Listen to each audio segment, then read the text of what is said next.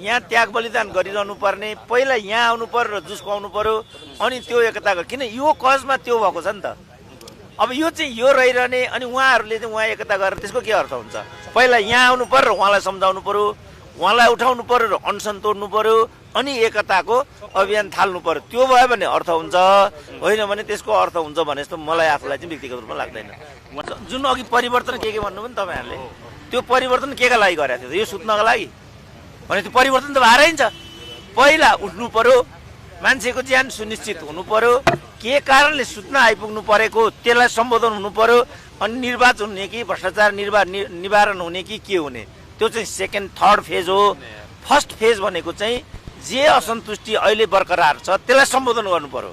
अरू कुराहरू त हुँदै जान्छन्। अब निर्वाचन एकचोटिको निर्वाचन 2004 सालदेखि यो देशमा निर्वाचन भएकै छ, मन्त्री भएकै छन्, यस्ता सहमति भएका भएछन्, अनि समाधान त भएन त फेरि।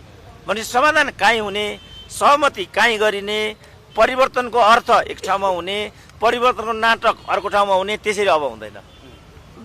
युवाहरूकै छ, हिजो उनीहरूले रोडम्याप बिना अन्तरिम सरकार बनाए, त्यो अन्तरिम सरकारले जसलाई तपाईँहरूले युवा भन्नुभयो तिनीहरूका माग मेरो सरकार होइन निर्वाचनबाट मात्रै हुन्छ भन्नुभयो, त्यसको परिणाम यो हो, उनीहरूले नै बिगारेको बाटो हो यो, होइन सङ्केत होइन, यो नाङ्गै छ। उनीहरूले रोडम्याप बिना त्यो गरे र सहमतिको नाटक गरेर एउटा सरकार बनाए।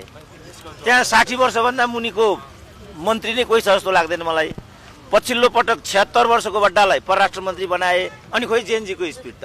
यो त युवाहरूको रगत हो, यसमा युवाहरूको त्याग बलिदान छ। जबसम्म तिनीहरू त्यहाँ पुग्दैनन् तबसम्म यो नाटक मात्रै हुन्छ।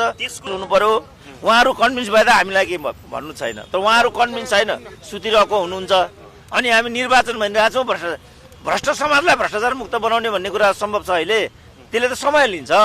हामी सुध्रिनुपर्छ, हामी नै भ्रष्टाचारको जगमा छौँ, अनि चाहिँ सदाचारी समाजको अपेक्षा गरेर त्यो हुनै सक्दैन। किनभने भ्रष्टाचारको कारण हुन्छ। जबसम्म उत्पादन र उत्पादकत्व बढ्दैन, रोजगारी हुँदैन, मुलुक औद्योगिकरणमा जाँदैन, किसानको उत्पादनले बजार पाउँदैन, तबसम्म यो कथा त दोहोरिरहन्छ। त्यो चिजको सुनिश्चितता त छैन नि त हाम्रो देशमा। त्यो चिज चाहियो पहिला, अनि मात्रै यस्ता कुराहरू हुँदैनन्। यसको सम्बोधन कसरी हुन्छ त्यो हामीलाई चाहियो। यो पहिला सम्बोधन गर्नु पर्यो।